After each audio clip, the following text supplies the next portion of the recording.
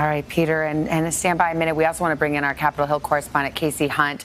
Kasie, I'll start with you because it seems like this entire transition turns on what Republicans in Congress, particularly Mitch McConnell, the Senate Majority Leader, how long they're willing to give the president to kind of work out this acceptance of his loss. What do you get either behind the scenes or from what you're hearing from Mitch McConnell?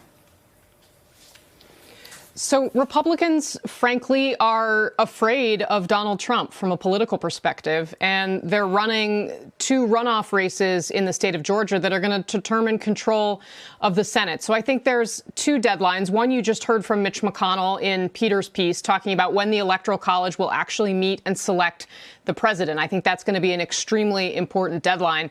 But then these elections aren't going to be held until January 5th. And I think you're going to see this dynamic of Republicans being very deferential to President Trump, even though he lost, continue until we see that election. Savannah. What about Joe Biden, Peter? It seems like he had a pretty low key reaction to all of this when he gave remarks to reporters yesterday.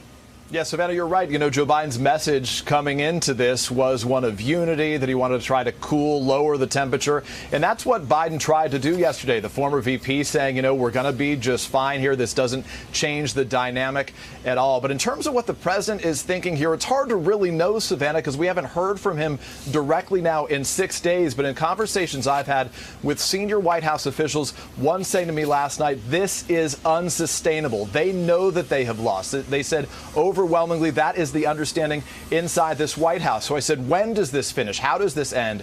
They said, you'll never hear the president concede, but it's certain they believe that after certification of these results, which means this could last into December, ultimately the president will move on, effectively saying that he doesn't trust the results, but that he is not contesting them. But it is striking to hear the president still in this defiant mood, this defiant tone. Even his state officials are saying what he's saying is not true.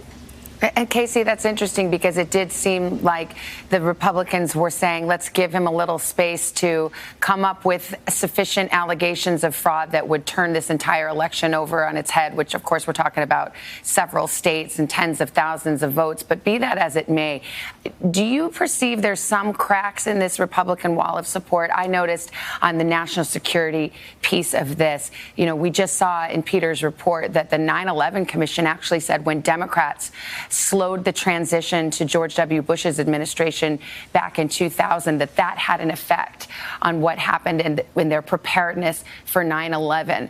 Now, of course, the situation is totally reversed. Are Republicans worried about the national security implications of delaying all of this?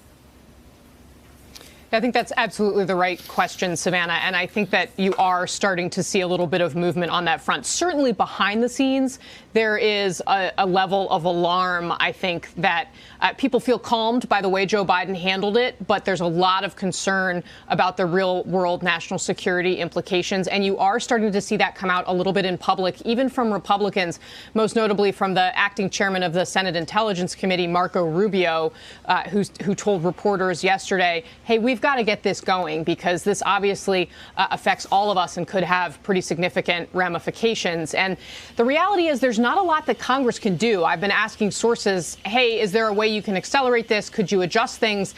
And the reality is they don't have a lot of options. They would have to change the law because they never anticipated when they wrote the transition law that anyone would contest the results of the election this way. Savannah. All right, Peter and Kasie, thank you as always. Appreciate it.